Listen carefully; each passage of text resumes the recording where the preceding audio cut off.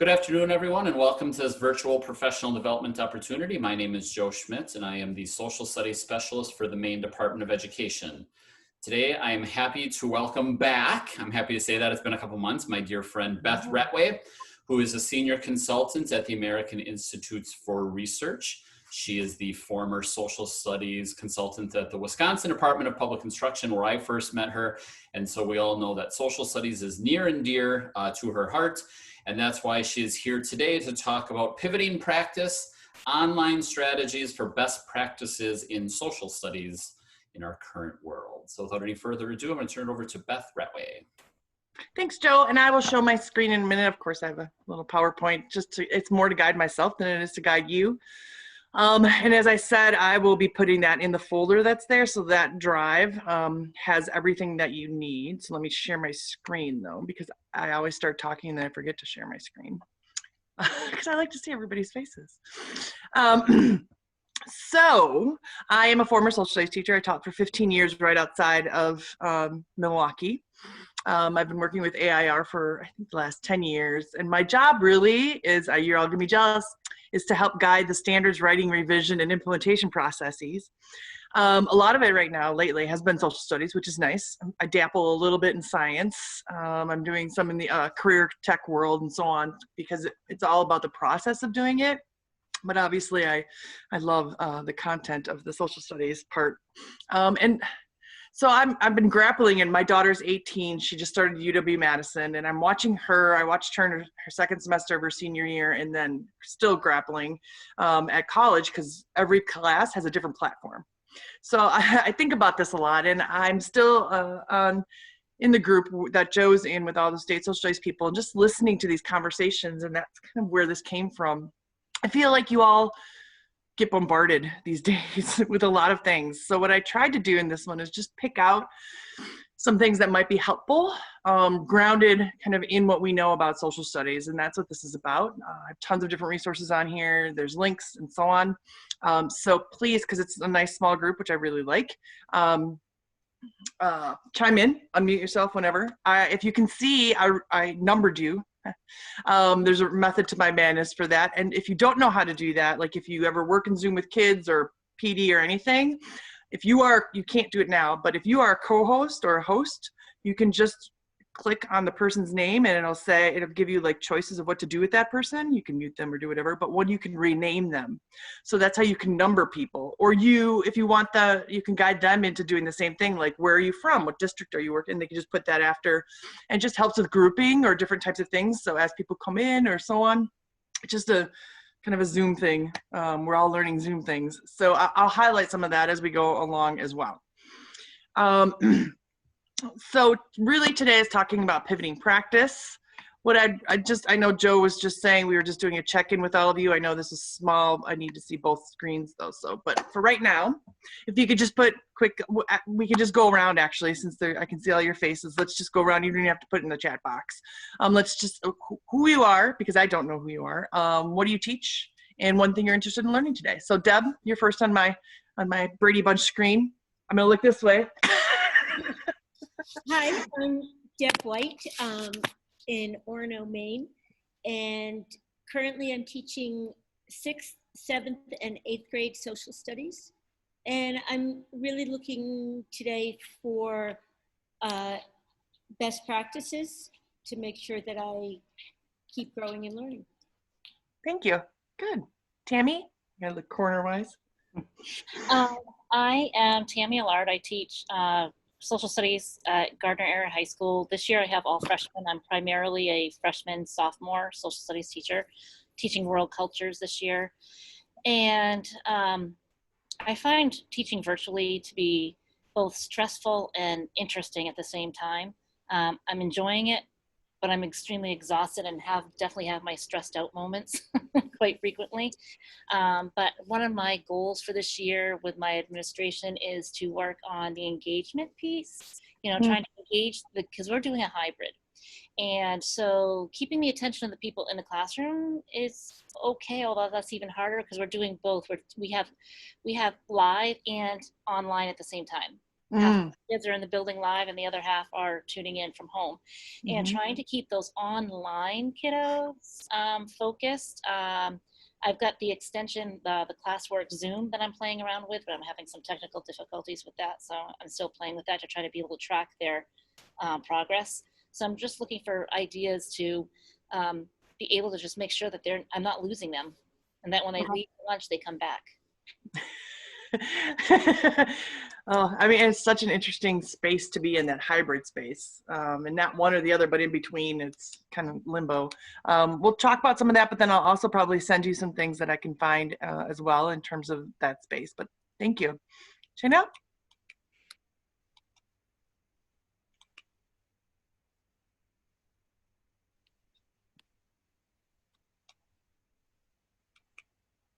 Oh, Shanna? Sorry, I thought waiting for now. I just was confused with the numbers here. Anyway, hi, I'm Shauna Goodall. I'm at Orono High School, and I teach grade 9 AP Human Geography and World Civilizations and Geography, and I teach a grade 12 AP World History Modern. And I'm really interested in learning about engagement as well, but it's also ways to do some of sort of the more exciting sort of group pair, hands-on activity things that, you know, I normally do in a classroom with everybody. And how do I do that with my half remote and half here and no one can touch or breathe on each other? You know. Which is good in a middle school that they don't do it, but high school we do. It's okay if we try to get them together. Oh, thank you. Leslie? Hi, good afternoon, everybody. I am Leslie. I'm at Setamocha, which is out in Piscataquis County, and I teach 7th grade social studies. I have 7 classes that are hybrid. They get 2 lessons a week. I have 1 class that's fully remote, 2 lessons a week. And all 8 of them, all 8 of those classes combined are at home on Wednesdays. And so I teach that group 1 time virtually a week. So I'm still trying to get used to the schedule, to get to know the kids because I can't tell who they are behind the masks. I'm really struggling because I can't hear them. And I'm really hopeful that you have some tips and tricks that I can use for when my 2 classes are not here, they're remote, and I want them to work together. That's what I'm hopeful for. Good. Thank you. Mimi? Hi, everybody. I'm Mimi Stevens, and I'm the Professional Development Director at the Choices program. So I'm not currently a classroom teacher. And I am just here to try to pick up ideas and tips about how to take our professional development that we have typically done face-to-face, and which I love doing face-to-face. And now we're doing all webinars. And so some of them have been successful, and some of them I feel like I could have tried to, give them more ideas and tips about how to take our curriculum from a face-to-face classroom and put it into an online learning module. So just really here to pick up any ideas or strategies or tips that I can. Good. Nice to see you. Yeah, nice to see you. I saw your name on it. Am I the only non-Maine teacher? I might be. I think so. Was it only for Maine teachers? I don't know why I saw it. I saw your name and I thought, oh, I can learn something. We send out to CS4 afterwards anyway. So, Okay. Sharing is caring. Well, I'm delighted to be here. I'll be your survival is what it is these days. Sharing is survival. And did I miss anybody? Let me see. I gotta look at my little list as we're all toggling through the screens. Abigail, did we get you? Did you go first? Hi. No, you didn't get me yet. Okay. I teach 5th grade social studies at Mannock Junior High School in Lincoln. Okay. And I'm just hoping to, because we're fully in person currently, but they had a choice to be remote. So I do have some remote students as well as my classes. And so far it's been all independent work. So I am interested in figuring out how maybe they could work together, and just being an effective teacher doing everything online, because you know, it's pretty much what I'm doing, even though I have in-person kids. I'm doing a lot of stuff online so that everyone's on the same page. And if we have to go remote, there's no change. So. Right. Trying to keep that seamless and just for sanity reasons, I think, but also trying to stick to good practice. Yeah, the chaos. I know, and Mimi, I'm finding the same with professional. It's the same way with professional development, like keeping people engaged and trying to do things. And I'm an in-person kind of person, and it's just it gets complicated. So hopefully, I can give you all nuggets. Hopefully, I can give you all nuggets to share a little bit here and a little bit there. But I am going to. I took notes on that too, so I don't forget, and I can look for other things as well. Working together, Google Meets and their breakout rooms. Oh, yeah, it does depend. Tammy was talking about how to get kids to work together, because if you don't use Zoom, a lot of things like Google Meets and GoToMeeting and some of these other platforms don't have those spaces. I mean, you could do Hangouts with them, I suppose, and put them in Hangouts, but it depends on how savvy some of the students are. But yeah, everybody's going to have breakout rooms sooner or later, but not soon enough for all of us to put kids in terms of depending on what platforms you are using. But thanks for bringing that up. I will also look at some of that. I have some online strategies. Maybe I want to be reflective. Let's think about these things. About engagement is our key, and then getting kids to work together seem like the two really big buckets in terms of the space. It's the same if we have them in person, or you know, it's a little different, obviously, if they're both and all these different things. But how engagement is always critical, particularly for the grades and the kids that you all teach with middle school, junior high. I just want to do a quick check-in. Another one of my little favorite things lately. And has anybody, wait, let me see your faces. Has anybody seen Window Swap? So Window Swap is this, like when you're bored in your spare time. It's in the PowerPoint, so you can see it. It's actual, you just click on it and it goes to different people's windows from across the world. And you just look at all these different windows, in case you need like a little space and time, a little therapy. So I put 6 windows up here just in the chat box. Tell me which one's your favorite on here.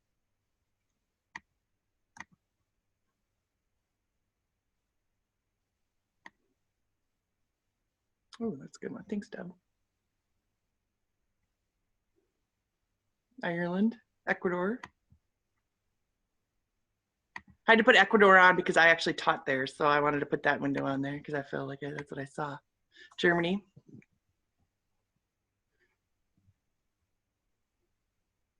Good. And Deb, thanks for putting that site up there. I'll make sure that we capture that too in the notes and get that out to you. So I think that's great. Thank you. So if I go back, it's called window-swap.com, and you can just go in. And if you're in a boring presentation, hopefully not this one, you can just look at different windows. You can give kids, it's interesting for social studies people, I think, as well, to look at different windows and see kind of, what does this say about it? That material world, we used to have the pictures from material world and look at different families and all these different things. I just think simply looking out somebody's window can say a lot as well. And you can put your own window up. So these are just kind of, hopefully engaging activities that you could use in your classroom, also getting you engaged in the work. So pivoting. Let's see, and I'm not sure if this is going to work, as you know, you're all used to things working, not working. Let's do this. Let me know if you can hear this. You know, just follow my lead. Okay. Come on, Chandler. All right, okay. Here we go. All right, ready? Turn. Okay. Turn. Turn. I don't think we can turn anymore. I just don't think it's gonna fit. Oh yeah, well come on, up. Yes. Oh, here we go. Pivot. Pivot. Pivot. Pivot.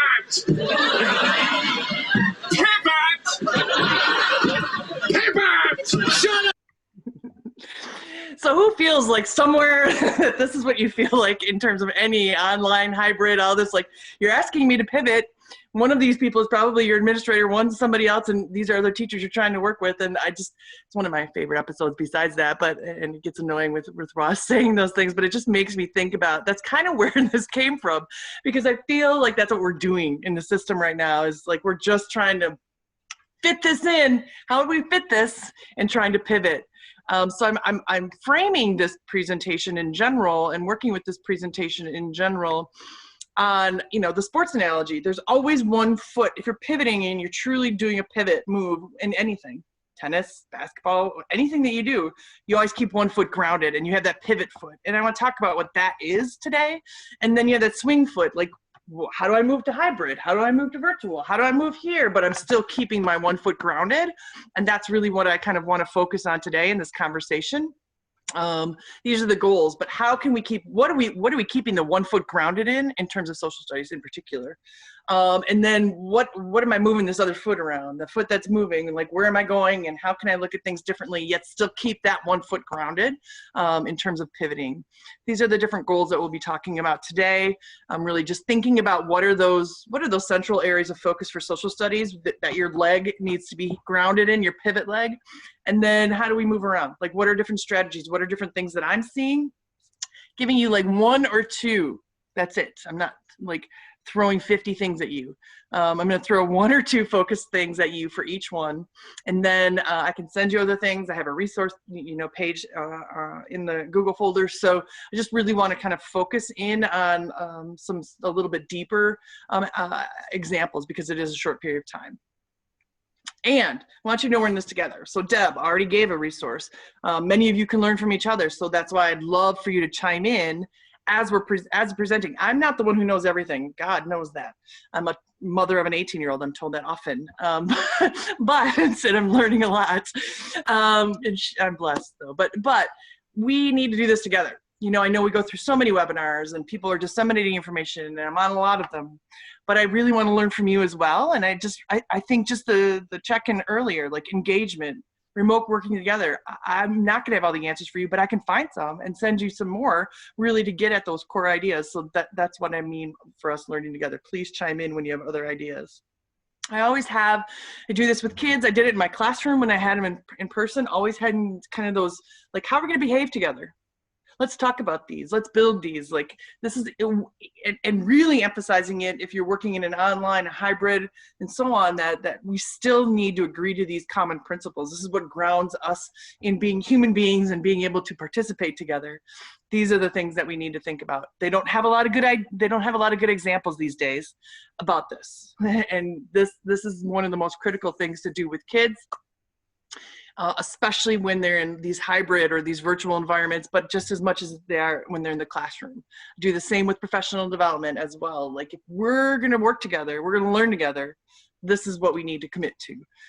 So oftentimes, every time I do a presentation, I always have protocols for how we're going to behave together, and what are our expectations. Key questions that y'all know and love, right? The 4 questions. This is kind of what grounds us as well. Our pivot foot should stick hard in these questions. Like, what do we want students to know and be able to do? How will we know when you learned it?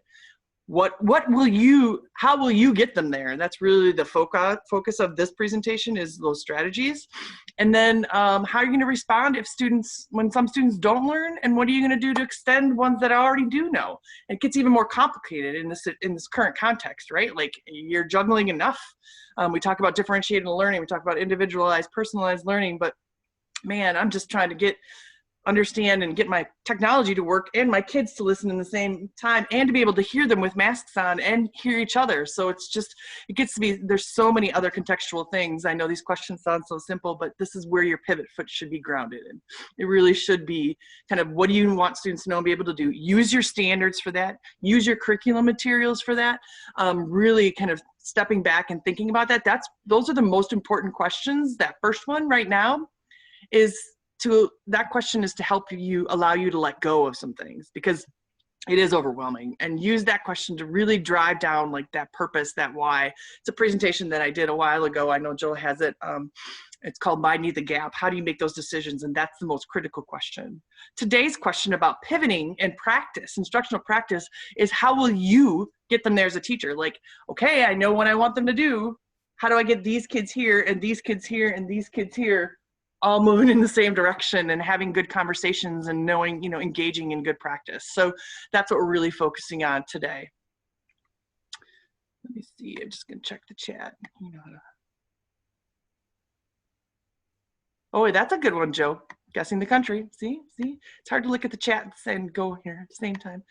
We all know that. All right. So this is the key questions, obviously. I have a poll everywhere. We don't have to do it because there's only 6 of us. But that is a tool that you can use with kids, depending on how your in-person structure goes. If they can have cell phones or computers, you could have them all go onto a poll everywhere. And so, don't mind all my tabs open. Warning. And Poll Everywhere is free. And it's a way to get kids to interact with each other and see things. And you see things, data all at once. So Poll Everywhere, there's different ways of seeing. If you can do it as a text wall. So they can type in things and it'll be like things come all over. There's a word cloud. So if you ask, this one would have been a word cloud. And what it does is the more often a word is said, the bigger it is and turns it into a word cloud. So you can use that as a reflector piece. It's multiple choice questions.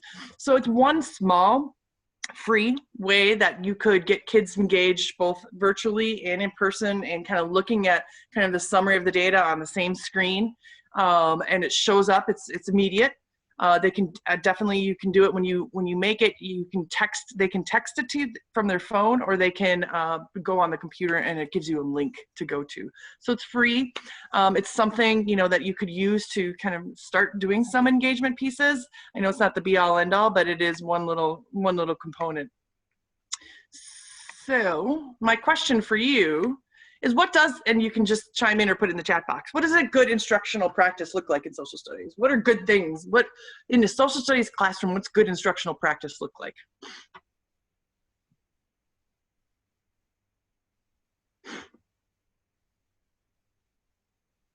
You can either unmute yourself or throw it in the chat. Student engagement.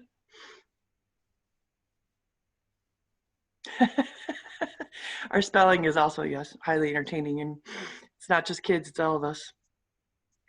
Historical thinking. Questions. Yeah, relating it to the current lives. Civil discourse. Civil discourse, civil.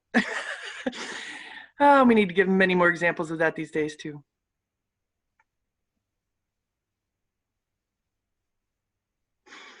What makes this challenging now? So if these are the cool things, and this is what social studies is about, connecting to current events, doing engaging in civil discourse, relating material to the current lives, modeling historical thinking skills, what context today makes it difficult?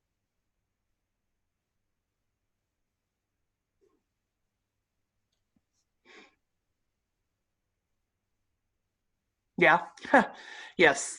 That's a big one. That happens no matter what's going on right now. That definitely contentious topics is an issue. A lot of emotions and trying to get that. You can't take it all out, but how do you get that, ground it in that? Trying to get response from those who are remote, yeah. To verbally participate. Yeah.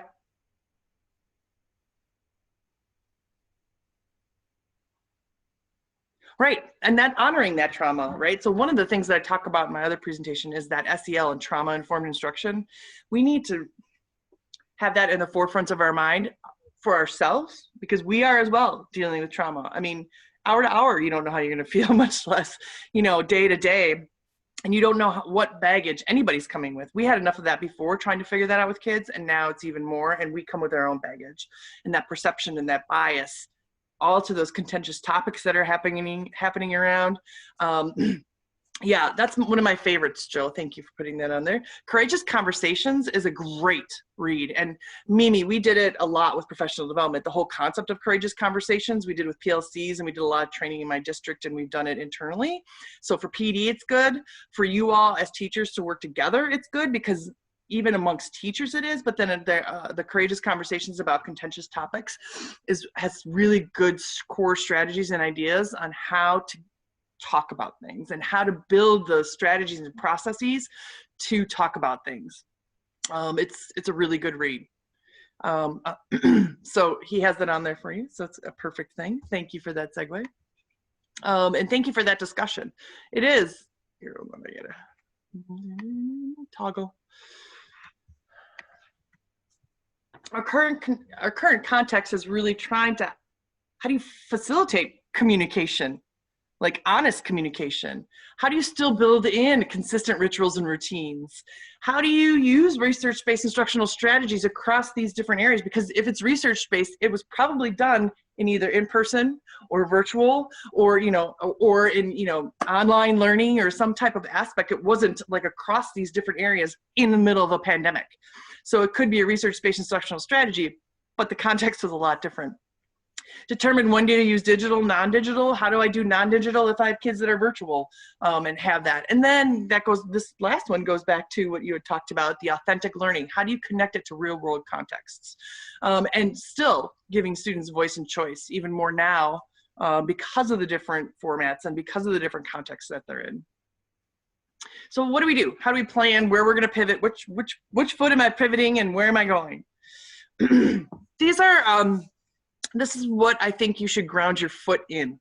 Not only the standards, right? But I think these are some key things in social studies that are really important. And I think you hit home when you were commenting on these. I think we need to be thoughtful about creating opportunities for inquiry. How do we integrate content and skills? We could be looking at a little bit of, could be a little bit of the disciplinary literacy concept. I think we need to think about, as you talked about, deliberation and discussions. Cross-disciplinary studies, how do we do that? Engaging students in analysis of multiple perspectives, so important. But how do you do that, and especially in the context that we're in today? Engaging students in strategies to be critical consumers of information. So these are all really kind of what I've seen. We don't have a lot of research in social studies, but I've seen these, and this is what I see works in social studies classrooms. This is what I've read about that works. This comes from a lot of different things and trying to put some things, nuggets together to ground your foot before you start pivoting and moving around. These are the things that we should commit to. This is what we want kids to be able to do when they leave us in a K-12 social studies, to be able to deliberate and discuss, to look at multiple perspectives, to be able to look at things across disciplines, to be critical consumers of information. And to have inquiry, like think, ask questions. And how do we do that? So I'm saying that this is what we're grounding ourselves in. Let's see, time. Okay. So how many of you ever read The Cult of Pedagogy? Anyone? She's amazing. If you have not, you must.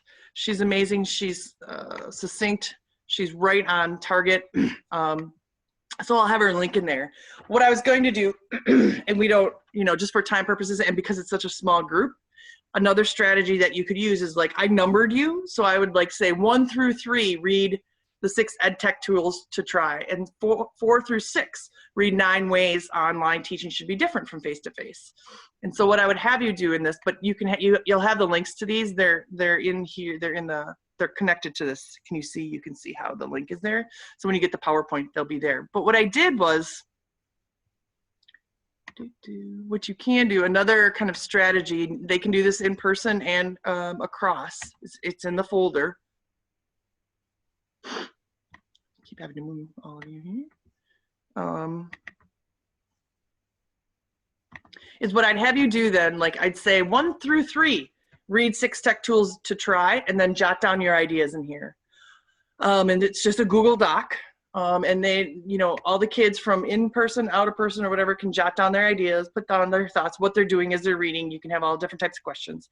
And then 4 through 6, I'd have you be reading 9 ways online teaching should be different. What are your takeaways? What are you doing? And then we can use this collaboratively to have a discussion across, virtual as well as in person. One strategy that I've seen is like you are each numbered. So I pick out of a hat. Number 9, what were your thoughts on here? And that person could be online or it could be in person, right? But you're just randomly, you're not picking on anybody, but you all have numbers. So this is the one I'm going to do. Tell me what you were thinking, or what do you agree with, or what do you resonate with, or what do you question? So that's one strategy that I've seen in going between hybrid and trying to get people to verbally talk. But giving them the first activity is to have them kind of read a link or read a hard copy or read something, collaboratively jot down their ideas in one document, You can do it individually too, but I like them to see each other's and jot down ideas. And then reflect as a large group, hybrid group, but doing strategies like picking somebody's number or name or however you want to do it, but just trying to engage both in these conversations so they are verbal as well and engaged. But this gives, we found that, and I find this in PD as well, the more I use these Google Docs and tools, it gives a lot of different people voices that don't necessarily always have a voice. They're either quiet in the classroom or they're quiet virtually, but they can jot down their ideas here, feel safe most of the time. That's, again, where you go back to those rules for engagement, like behave, don't delete anybody's, don't say something, yes, those types of things. You remind them of those. But this is a strategy that I would have you do. I think these two, if you're looking for strategies and ideas, these two articles from her are really good about what are some 6 key tech tools to try in 2020 is that one. And then how should online teaching be different? So they're quick reads. The Cult of Pedagogy, it's a great kind of blog. She has resources and all sorts of things on a lot of things, but I have links throughout the presentation on that.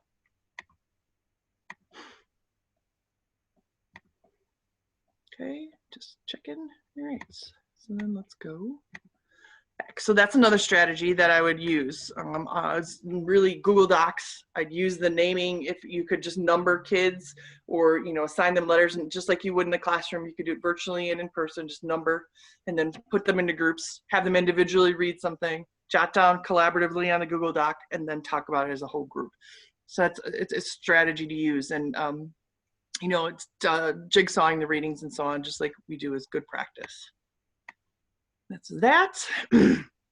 So now I just, for the next 10 minutes, I want to show you the highlights of where you can find good strategies or good ideas, the 1 or 2 nuggets for each of these. So if we go to the folder that I gave you earlier in the link, this is the folder. And another strategy that I have, that I've done, you know, some of these, I don't know if they're helpful or not helpful, but I made a note-taking guide. And you know, if you're in Google, right, everybody's note-taking on the same document and nobody knows how to download it for themselves. And so what I basically did, like, I didn't know how many participants we were gonna have. I made a note-taking sheet for each one of you. So the number that goes after your name, you would click on that sheet and take notes on all the resources. And so then that would be your own sheet.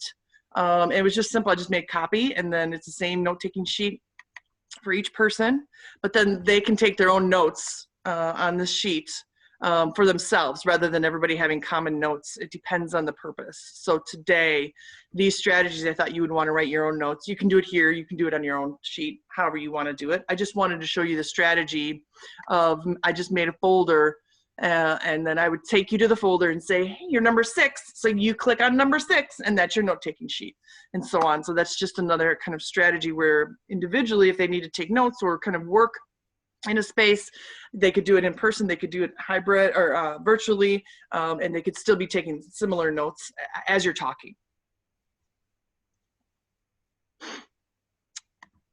Let's see. Oh, let's see, strategies and resources, I think. Okay, so here is where the nuggets are. And so what I've done is I put on the left-hand side the instructional focus, and I want to talk to you for about the next 10 minutes and have any of you chime in as well about these. Thinking about the things that you talked about, like, does this help with engagement? Can I do this in a hybrid classroom? How do I get the kids to work together? So think about these as we're looking at these components. Well, that's a good one too. Google Slides is a good one. Yeah, that is it's a good way of doing that as well. And you know, you're just trying to find what they use, how useful it is for them, and make it as less complicated as you can. So creating opportunities for inquiry. You know, we're grounding our pivot foot into the ground in that we really want them to do inquiry. Well, excuse me. The Right Question Institute has this strategy, these tools to make your own virtual question formulation kits. So if you haven't done anything with the Right Question Institute, you should take a peek. But this particular piece is actually guiding you on how to use Padlet. So it's another tool that you can use with your kids and really kind of guiding them through this question formulation technique. It's a great technique. It's really good to use with kids. It's all about inquiry, engaging them in inquiry. But the beauty of this, and what I'm trying to show you with a lot of these tools, is for you, it gives you a guide on how to make your own. It teaches you how to use Padlet. It has a template. And then you can see make your own. So it really guides you as a teacher through an inquiry piece that you could build by yourself. Otherwise, there's other ones on here that you can use with students around a really good, high quality strategy of the question formulation technique. It's a great tool, but it is also like, it's online. It's getting you to use Padlet. All of this is free. And it gives you the step-by-steps as an educator, how to do it.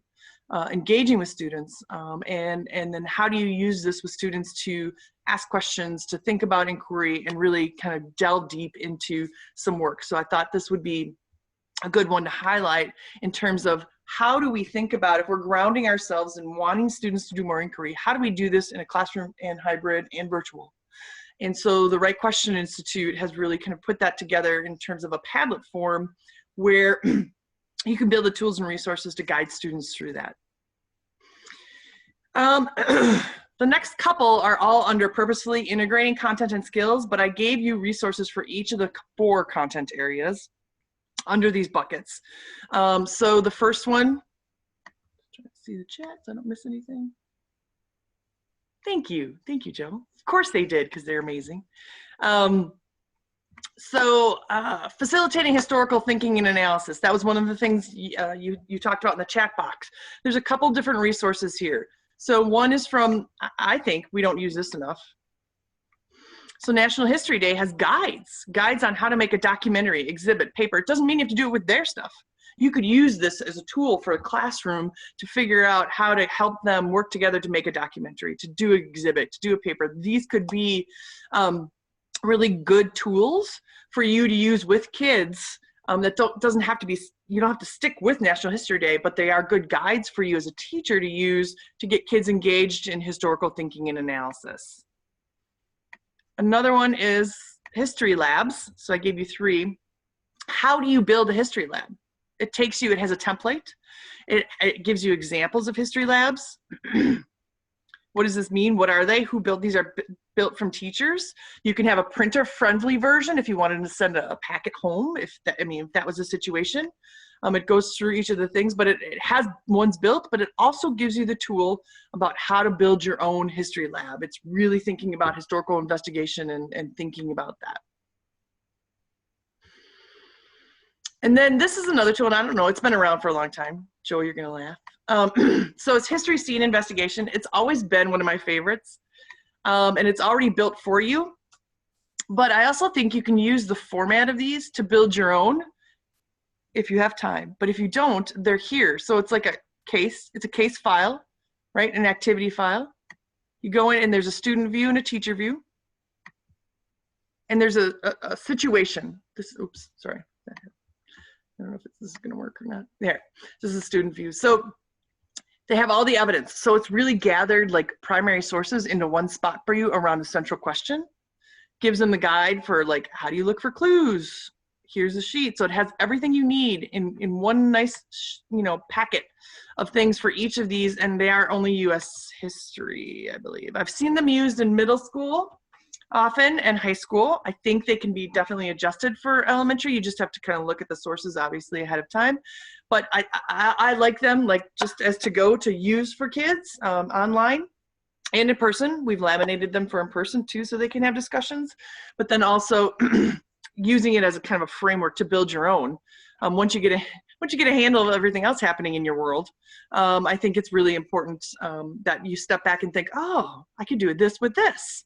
So I think that it would be really, really useful. So I think those are the history ones. Spatial thinking. So if you haven't gone to any geo inquiries, there are some already built for you, and students. But then they also, again, have a template for you to use to do a geo inquiry. How do you get kids to think spatially? What does that look like? What does that feel like? So they have some, like I said, already done for you to look at that you can get as a PDF, and you can look at them and guide students through them. It connects to standards. It has key questions again, and it has all the resources that they need in kind of one nice already situation that could connect directly, particularly to the areas that I know that you said you were teaching. But again, the bonus of a geo inquiry and the story mapping link shows you how to do the geo inquiries and story mapping with National Geographic work. That helps, they're either done for you, or it also, again, gives you strategies on how to engage students and build them yourselves. And you can do it as a collaborative effort across teachers too. Econ, right? So that's what do we do with econ? Some of us aren't as strong in econ. You know, I know you have financial literacy standards, but you also have econ. And what this really does, Econ Ed Link is a great source. But one of the things that they already have built for you that you can use and are these teaching in the news, right? And they're by grades, and they're really kind of questions and they're lessons already built for you. And they go by what's currently happening in the news. The history of Social Security might be an interesting one. World globalization. So you can see they use the news over here, and then they connect lessons from different partners or from their work right here.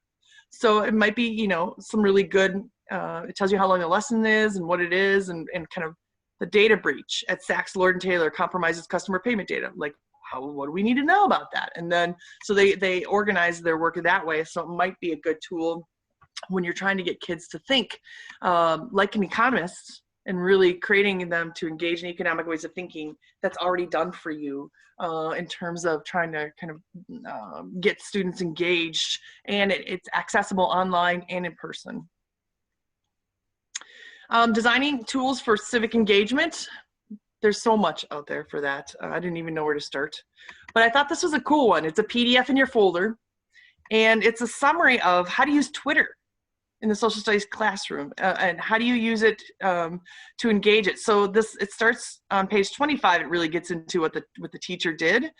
He talks about how do you get the enlightenment, how do you get kids to talk about the enlightenment. And look at that, you have a Twitter account that the kids set up about John Locke, and talks about it, and then, you know, makes comments and so on. I think kids would really kind of enjoy that. It would take some time to set it up and get kids engaged and make sure that they're doing the right thing. I've seen it with Facebook as well, like making Facebook for each of the founders, and then, you know, who are your friends, who, you know, trying to make spaces like that. I think this is a good tool. But it was a good read about how to think about some of these tools that are already out there to get kids engaged. And it would get kids engaged with each other if they're tweeting to each other as John Locke or Montesquieu or any of the other folks that, you know, that we're talking about, Hobbes. There could be some good conversations there. But how do you do that? So I think this really kind of talks about how to build a Twitter profile and how to get students to do the questions and so on, and how do you guide that. So that's a PDF in the folder right here. And then, so now deliberation. Again, there's a lot out there about deliberation and discussions. Choices obviously has amazing stuff already done. There's a lot of really good things out there already done for you.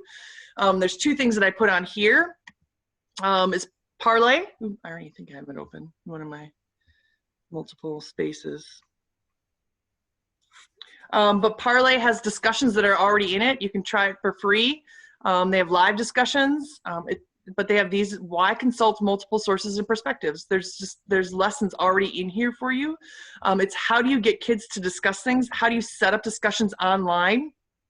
It's a discussion-based learning tool that you could make for your own classroom, or you could do it with, you can see what other people made in their classroom, but it gives you specific strategies, tools, and resources to facilitate classroom discussions, hybrid, in-person, virtually, and really setting that space up, and what does it look like, and how do we facilitate those. So and it's free, and there's lots of really good samples out there for you already done, but it's a good tool that you could use really to focus. If you're grounding it on your pivot foot in deliberation and discussions, go there.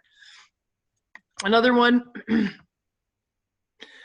So this is the Cult of Pedagogy.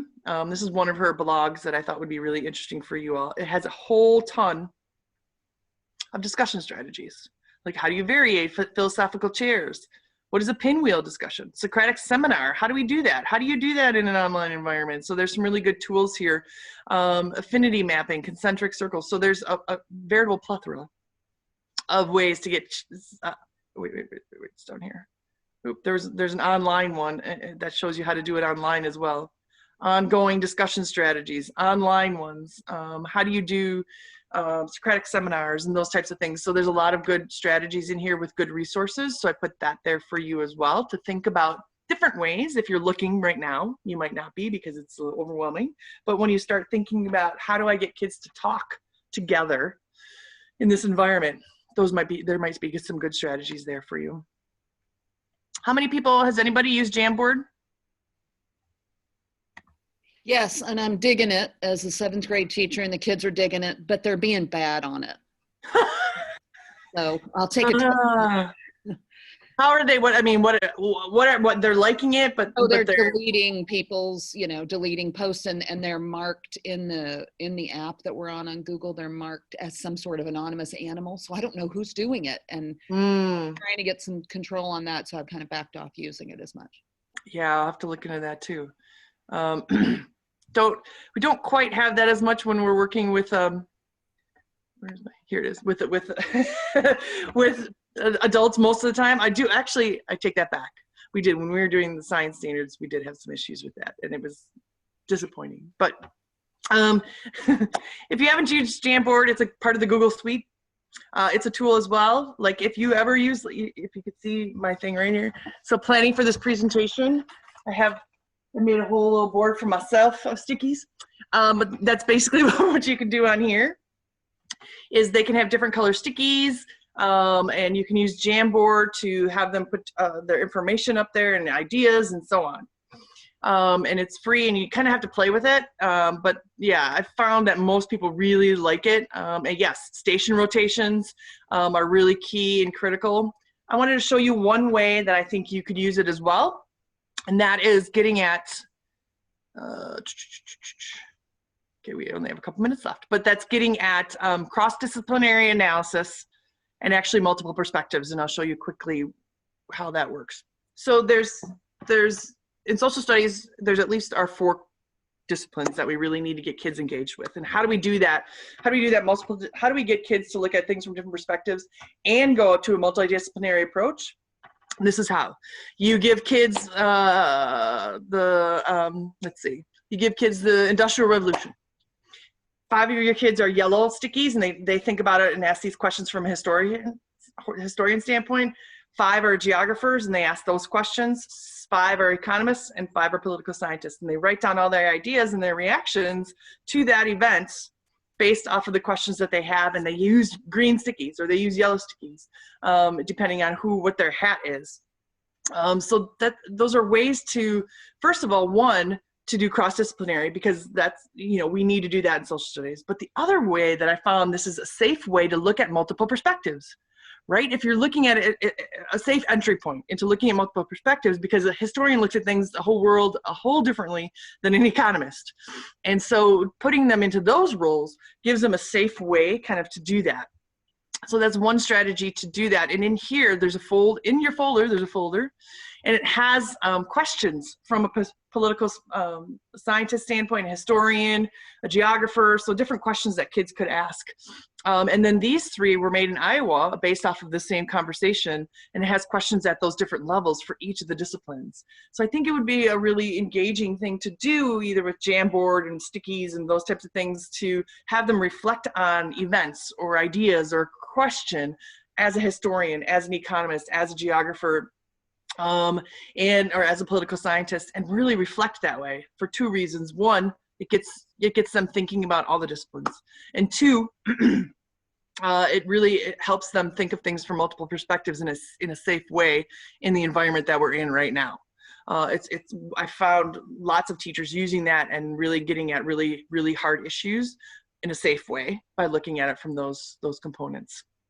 I also have on there, you can see from the multiple perspectives, the Learning Lab at Smithsonian has some really good things already put together, and Library of Congress primary source sets have a bunch of different primary sources put together in packages for you that you can look at and has key questions and ideas. And then the last one, Civic Online Reasoning. If you haven't gone there, go there. It has some really good resources. It's from SHEG, Stanford History Project. That only, I mean, they do amazing things, but this is new. And it's really getting kids online thinking about some of the key civic discourse ideas and a lot of things that are going on, and it has some really good things there for you. It was a lot. Sorry, it was fast. And, you know, I try not to overwhelm, but I feel like I did. But what you have access to all of this. What else do you need in terms of this besides having like 5 seconds to digest it? What are your thoughts? What are your thoughts on all of this?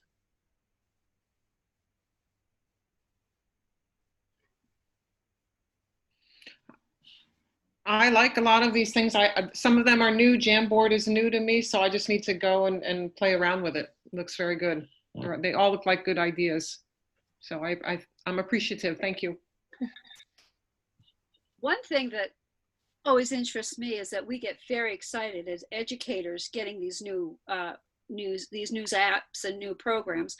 But I was wondering, how do all of you, or some of you, if you choose to answer, get kids as excited in these applications as you are? Because it is a learning curve for them. And sometimes I say, oh no, not another thing, right?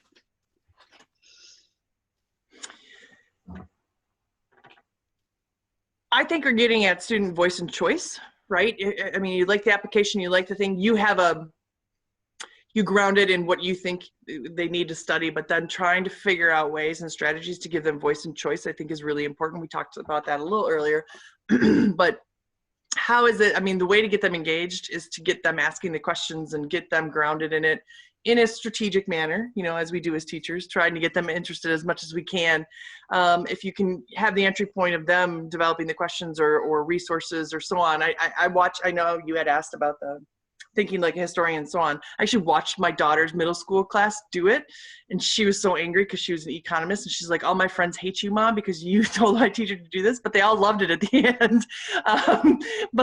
Because they got to see things, and then either from the get-go they got to set the questions, or at the end then they reflected on it from their own context or looked at things in the community in that way.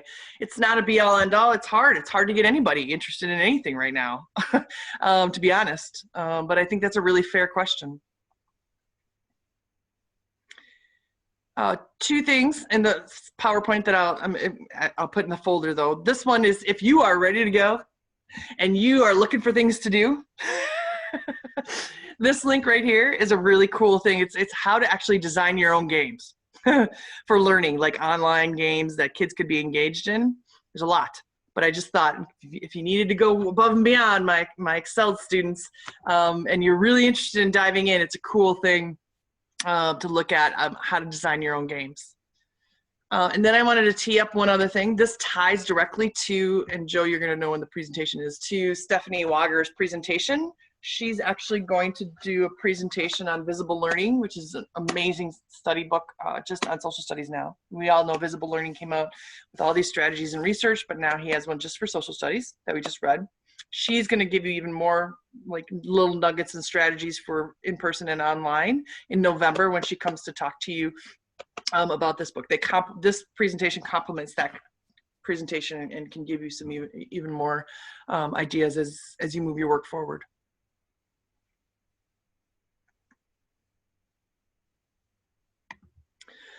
So that was a lot. I'm sorry, but I will give. You'll have it on the folder. Joe knows where to find me all the time. And I'm not one to like just give you things and go away. If you want to talk about things or anything, just please email me, find me. Like I said, Joe knows where to find me. We all talk a lot about these things and try to dig into these. As I said, I'm trying to learn from all of you as well. So I appreciate all your time, and I appreciate, this being an afternoon and all these discussions. I'm really excited to have these conversations. Does anybody have any last questions for Beth before we let her go? And I quick ran over and grabbed my copy of. After we stop recording, I'll tell you my story about the book, My Big Disappointment. Any questions for Beth while we're recording? All right, thank you, everybody. Thank you, Beth.